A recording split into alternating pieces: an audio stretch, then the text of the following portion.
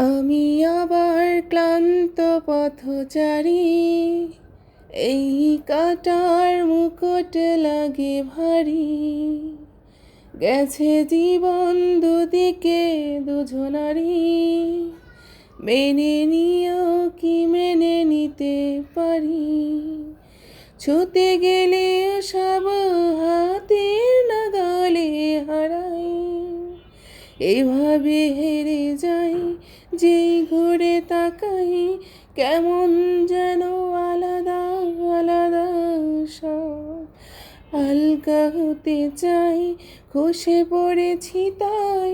কেমন যেন আলাদা আলাদা সব। হ্যালো এভরিওয়ান, আমি তো কখনো গান গাই না, কেন যেন গান গাইতে ইচ্ছা করলো। আই থিঙ্ক আমার ভয়েস নোট একদমই সুন্দর না, তাও চেষ্টা করলাম আমি একটু গান গাই। কেমন লাগছে অবশ্যই কমেন্টে জানাবেন।